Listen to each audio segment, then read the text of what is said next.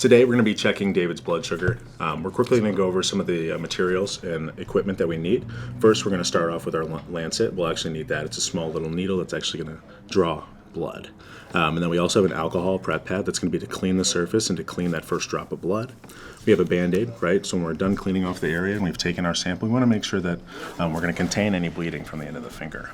Then we're actually going to need our physical glucometer. Now, glucometers come in different shapes and sizes, just depends on your manufacturer. And then all you're going to need is also some test strips. Now, one thing we want to look for is make sure that the test strips actually are made for this device. And we're going to go ahead and look for that company name. If you look here, the company names actually match. So now we know that these are going to be the right strips and they're not out of date, so we can actually get a good sample. Now, when we are originally approaching this patient and we know we have to take a blood sugar, one thing we usually want to ask, do they have a history of diabetes? If they have a history of diabetes, one thing we really want to ask our patient is what finger they prefer to be stuck, because they check their blood sugar on a regular basis, and many pricks on one side of the finger can actually cause the finger to callus. So usually it's going to be harder to extract blood from that zone.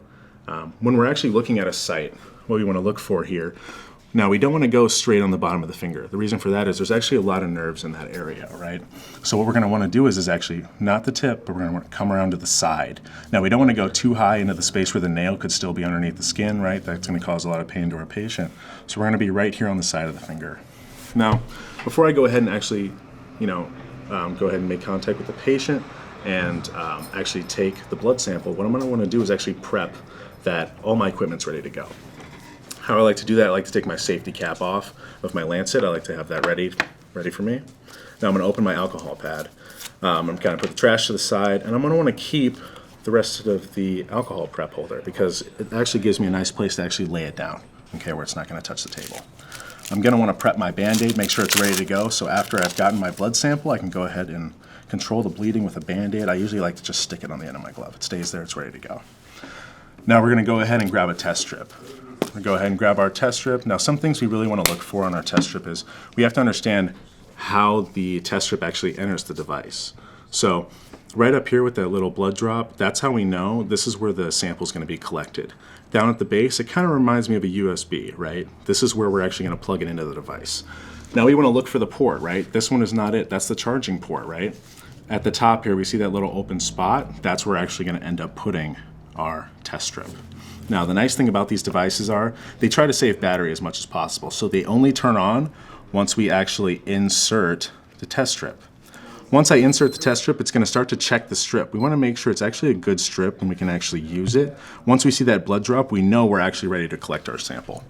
Now, after 30 to 60 seconds, if I just leave this and I don't do anything with it and I don't collect a sample, it's actually going to turn off to save its own battery.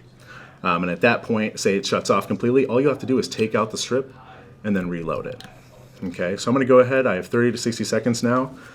It's going to start to check that strip, make sure it's good. I'm going to go ahead and clean my surface. I'm going to go ahead in a circular motion here.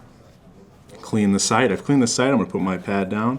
I'm going to go ahead and grab my lancet. Now remember, we're going to come here on the side of the finger, right? Less nerves. This isn't a problem finger for him, so we're going to go ahead and actually take that sample. Needle automatically deploys. I'm going to go ahead and take that sharp and I'm going to put it right in the sharps container, right? I don't want anybody else getting stuck. So now with that first blood drop, I'm actually going to wipe that first one away, right? There's a possibility it's contaminated with the alcohol itself. So now say if there wasn't a blood drop, I'd go ahead and squeeze the finger. That's called milking it to make sure I have enough for the sample.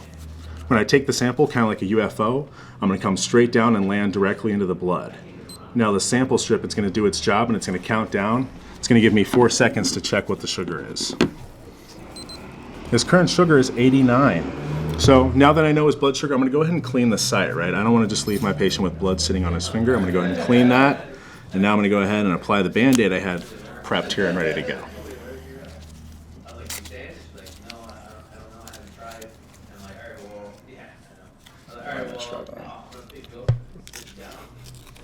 There it is. All right.